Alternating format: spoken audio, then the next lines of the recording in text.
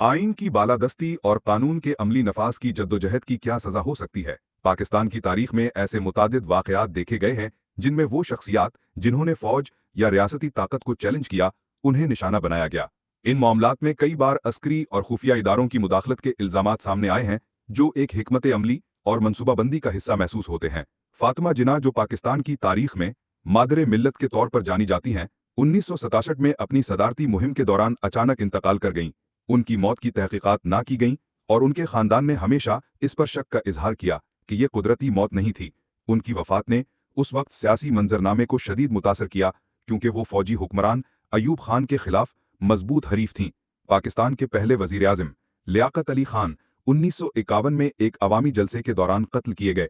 कातिल को मौके पर ही हलाक कर दिया गया, जिससे इस कत्ल की तहकीकात मुकम्मल तौर पर मुअत्तल हो गईं और किसी को सजा नहीं हुई। इस वाक़े के गिर्द अब भी कई नजरियात गर्दिश करते हैं कि कातिल को फौरी तौर पर हलाक क्यों किया गया, ताकि हकीकत सामने ना आ सके।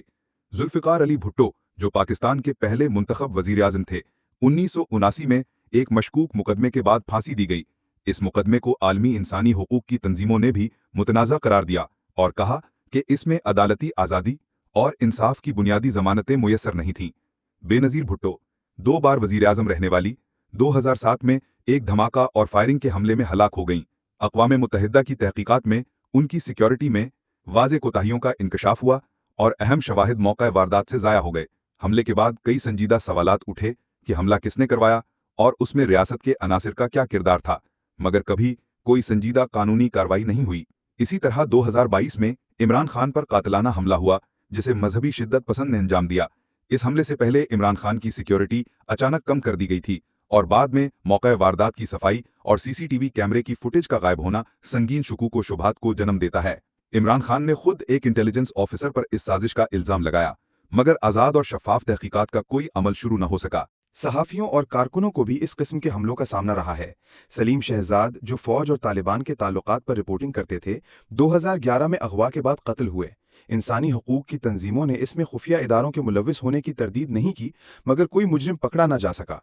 इरशाद शरीफ, एक दीगर सहाफ़ी जो फ़ौजी पॉलिसियों पर तनकीद करते थे, कीनिया में कत्ल कर दिए गए और इस वाक़े की तहकीकात पाकिस्तान में मशकूक रहीं। बलोच कौम परस्त रहनुमाओं की भी हलाकतें इसी तर्ज पर हुई हैं। अकबर बख्टी, बलूचिस्तान के मारूफ सियासी रहनुमा, 2006 में फौजी ऑपरेशन में मारे गए और उनकी मौत के बाद उनका जिस्म अहले खाना को नहीं दिया गया। नवाज़ बलाच मरी को अफगानिस्तान में फ़ज़ाई हमले में हलाक किया गया, जिस पर बलोच ग्रुप्स ने पाकिस्तानी खुफिया इदारों को जिम्मेदार ठहराया।